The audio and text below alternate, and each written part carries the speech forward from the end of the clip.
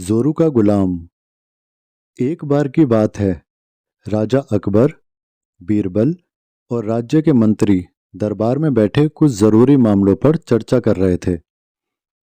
तभी बीरबल ने अकबर से कहा, मुझे लगता है कि ज्यादातर पुरुष जोरू के गुलाम होते हैं और अपनी पत्नियों से डरकर रहते हैं। बीरबल की यह बात राजा अकबर को बिल्कुल भी पसंद न आई। उन्होंने इस बात का विरोध किया। इस पर बीरबल भी अपनी बात मनवाने पर अड़ गए। उन्होंने राजा से कहा कि वे अपनी बात को सही सिद्ध कर सकते हैं, मगर इसके लिए बादशाह को प्रजा के बीच एक आदेश जारी करवाना होगा।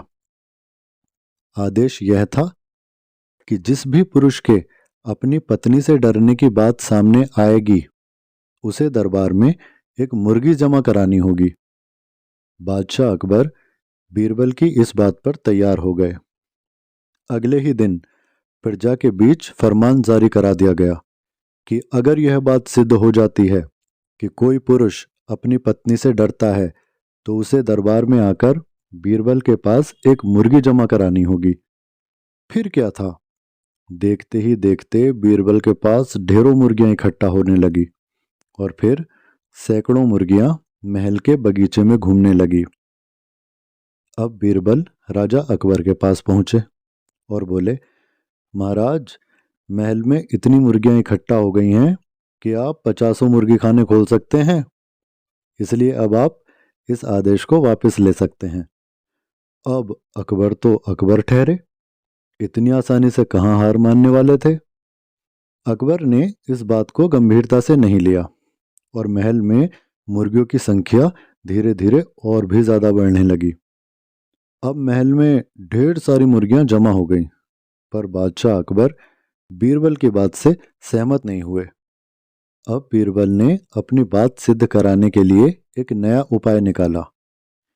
एक दिन बीरबल राजा के पास पहुंचे और बोले, महाराज, मैंने सुना है कि पड़ोस के राज्य में एक बहुत ही खूबसूरत राजकुमारी रहती है, इतनी कि उसकी खूबसूरती के ऊपर कई राजा अपनी सल्तनत लुटाने को तैयार हैं। अगर आप आदेश करें तो क्या मैं आपका रिश्ता वहां पक्का कराऊं? यह सुनते ही राजा अकबर चौंक उठे और बोले, श्श, धीरे बोलो बीरबल, ये तुम क्या बात कर रहे हो? अरे, महल में पहले से ही मेरी 2 महारानियां मौजूद हैं। अगर उन्हें इस बात की भनक तक लग गई तो मेरी खैर नहीं, और धोखे से अगर जोधा को पता लग गया तो वो तो मेरी चटनी बनाकर राज दरबार में बंटवा देंगी। लाहौल विला कुव्वत बीरबल, ऐसा ख्याल दिमाग में दोबारा मत डाला। यह सुनकर बीरबल ने तपाक से जवाब दिया, चलिए महाराज, फिर तो आप भी मेरे पास 2 मुर्गियां जमा करा ही दीजिए। राजा अकबर को बीरबल का यह पैतरा समझते देर न लगी। बीरबल का ऐसा जवाब सुनकर वो शर्मा गए और उन्होंने अपना आदेश उसी वक्त वापस ले लिया। कहानी से सीख। अकबर बीरबल की इस कहानी से हमें यह शिक्षा मिलती है कि बातों की चतुराई से हम किसी भी बात को मनवा सकते हैं। जरूरत है तो बस चतुर बीरबल की तरह चतुराई से अपना पक्ष रखने की।